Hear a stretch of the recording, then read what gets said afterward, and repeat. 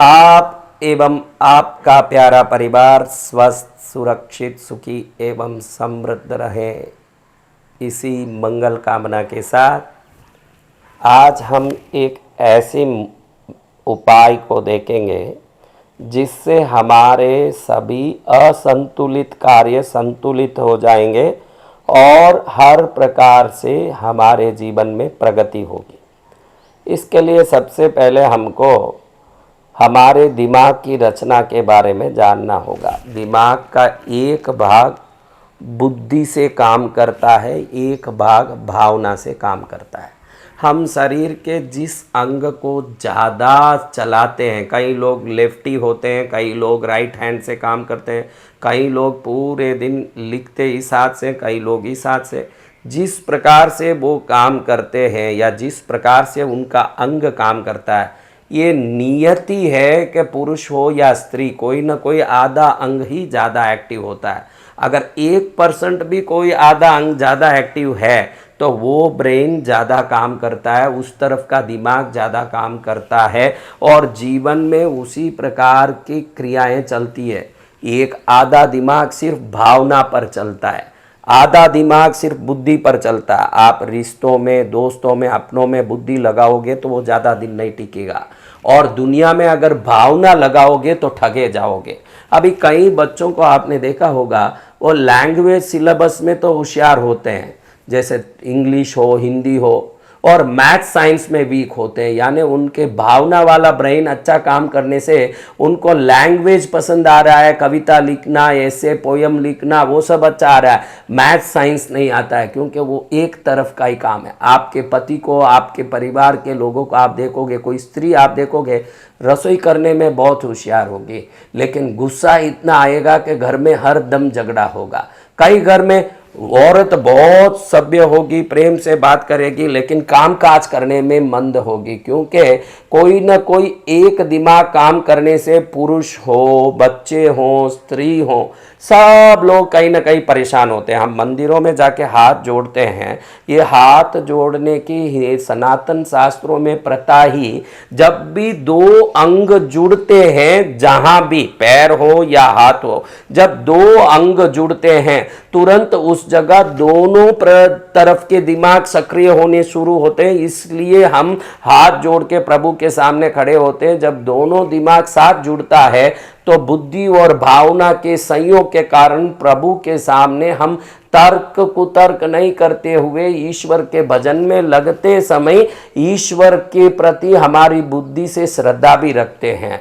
और कभी भी हम ऐसे बैठ के ध्यान करते हों या दोनों पैर उठा के एक दूसरे से जोड़ते हों तो भी दिमाग सक्रिय और सहयोग करने शुरू करता है। आज के तारीख में आप देखिए, हर व्यक्ति को समाज में यश, कीर्ति, समाज का संबंध, लोग, रिश्ते बहुत चाहिए, क्योंकि जब से व्हाट्सएप, फेसबुक, ट्विटर सब आया, किसी के पास 5,000 दोस्त है, किसी के पास 50,000 दोस्त है। ये सब देख देख के व्यक्ति खुद की तुलना करता है कि मुझे भी बहुत बड़े लोगों का संबंध चाहिए, बहुत लोगों का परिचय चाहिए। क्योंकि जब से ये जितने भी इंटरनेट की चीज़ें, मीडिया की चीज़ें और ये जितने भी इंस्टाग्राम, ट्विटर, व्हाट्सएप, फेसबुक आया है, बहुत सारे दोस्त, अनजाने दोस्त, दुनिया बड़ी हो गई, बहुत सारे लोगों को जोड़ने की लालसा और ललक बहुत बढ़ गई। तब से व्यक्ति पीछे पड़ा सबके पीछे। लेकिन हमारी जिस जगह के दिमाग काम करती है, हम वैसे चीज़ों को करते जाते हैं। कई लोग बहुत मेहनत करने वाले होते हैं,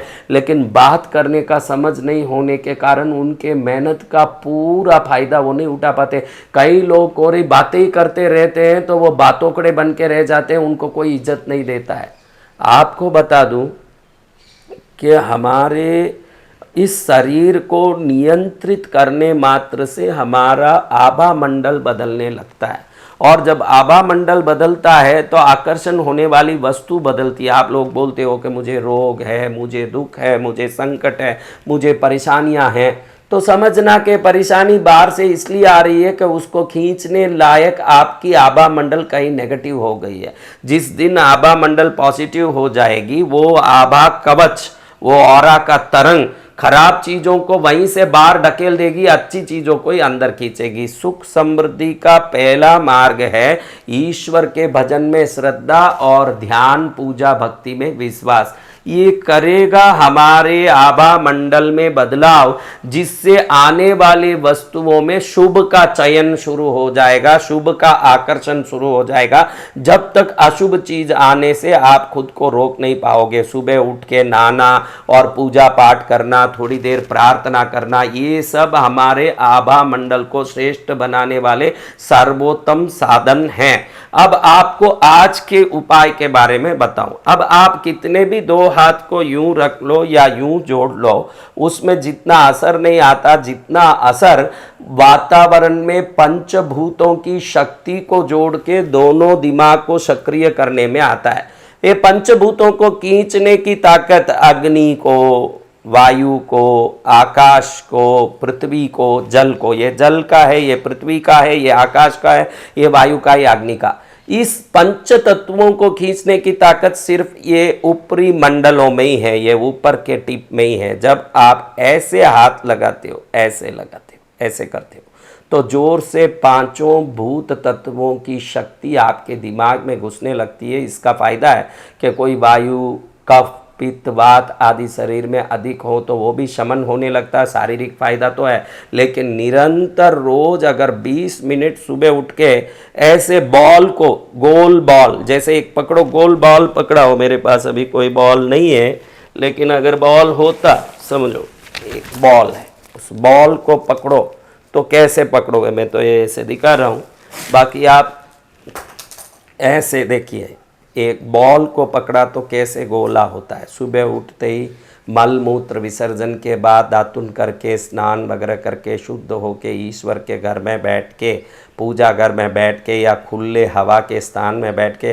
दीर्घ श्वास को, धीरे से श्वास को अच्छे से अंदर खींचते हुए अच्छे से बाहर छोड़ते हुए 20 मिनट तक आप करोगे तो देखोगे कि आप किसी किसी काम में बहुत होशियार हो और किसी किसी काम में कमज़ोर हो। ये कमजोरी के कारण आप पूर्ण रूप से विकसित नहीं हो पा रहे हो, कहीं ना कहीं ठोकर खा रहे हो, तो ज़रूर आपका या तो बुद्धि का स्थान या भावना का स्थान कमजोर है। ये दोनों, बुद्धि और भावना जब सक्षम हो जाएंगे, तीक्ष्ण हो जाएंगे, तो आप हर वर्ग को, हर क्षेत्र में, हर प्रकार से हासिल करने में सक्षम हो जाएंगे। स्त्री हो तो वो हर क्षेत्र में व्यवस्थित हो जाएगी, बच्चे हो तो हर प्रकार की पढ़ाई में, भाई मैं आपके बच्चों को आप ही देख सकते हो, कुछ कुछ पढ़ाई में तो होशियार होते हैं, कुछ कुछ में मार्क घुमा के आ जाते हैं, तो उन बच्चों को सिर्फ 10 मिनट, बच्चों को ज़्यादा टाइम जरूरत नहीं है, क्योंकि बच्चे बहुत तीव्रता से शक्ति को खींचने की ताकत रखते हैं। तो छोटे बच्चों को बैठा के 10 मिनट तक ऐसे बैठाओगे तो 3 ही महीने में देखोगे कि जो बच्चे कुछ सब्जेक्ट में कमजोर थे वो एकदम सक्षम हो रहे हैं। क्योंकि सक्षमता किसी वस्तु को निरंतर रटने से नहीं, दिमाग की ऊर्जा के आकर्षण की शक्ति से आती है। तो ऐसे करना, इसको आज्ञा मुद्रा कहता है। आज्ञा मुद्रा शास्त्र इसलिए कहता है कि ये जब तक नहीं करते हो, आप इस संसार से निवेदन करते हो, रिक्वेस्ट करते हो, मांग करते हो, इसको रोज करते हो, तो आप दुनिया से निवेदन नहीं करते, आप किसी से विनय करके मांगने की नौबत में नहीं रहते, रिक्वेस्ट करने का नौबत नहीं आता। आज्ञा करते हो कि मेरे लिए ये लाओ, प्रकृति को कहते हो मेरे लिए ये लाओ। जैसे एक आका कहता है अपने चिराग में से निकले हुए भूत को, अलाउद्दीन कहता है कि मेरे लिए बंगला लाओ, मेरे लिए कपड़े लाओ, मेरे लिए गहने लाओ। वो आज्ञा करता है जब वो अधिकार रखता है, वो जब तक वो छोटा रहता है या दीनहीन रहता है वो निवेदन करता है। तो इस मुद्रा का नाम ही आज्ञा मुद्रा है। आज्ञा मुद्रा यानी इसको करने के बाद व्यक्ति दीनहीन या रिक्वेस्ट करने की नौबत नहीं रखता, वो आज्ञा करता है कि ये प्रकृति मेरे लिए तू ये ले आ, ये ब्रह्मांड तुम मेरे लिए ये ले आओ, ये शक्तियों तुम मेरे लिए ये ले आओ, ये दुनिया तुम मेरे लिए ये दे दो। ऐसे कहने की ताकत आती है। अच्छे से इन 5 टिपों को जोड़ दें सुबह में बैठ के रोज़। आपको देखिए इन चीज़ों को विश्वास से फॉलो करके देख के ही इसके रिजल्ट के बारे में सोचना चाहिए। कोई भी मुद्रा करते हो वो मुद्रा शरीर के 72,000 नाड़ियों में दबाव डाल के पंचभूत तत्वों में विशेष उद्दीपन जागृति लाती है, और वो जागृति आपके जीवन में विभिन्न प्रकार के सोए कामों को जगा देती है। इस पर विश्वास करके आपको इन मुद्राओं को करना चाहिए। कहने वाला तभी कहता है जब आपको ये देखने का भाग्य में लिखा होता है, तभी आप उसको देखते हैं। और जब देखते हो इस वीडियो को तो ही समझ लेना कि प्रकृति मेरे घर के दरवाजे को खटखटा के मुझे कुछ देना चाह रही है। फिर उस समय में श्रद्धा से उसको ले ले, वही होशियार आदमी है। 20 मिनट तक ऐसे बैठो शांति से, ऐसे बैठ गए 20 मिनट तक, फिर देखोगे 48 दिन बाद के आपके अंदर की आत्मशक्ति जग गई है, सेल्फ कॉन्फिडेंस बहुत हो गया है।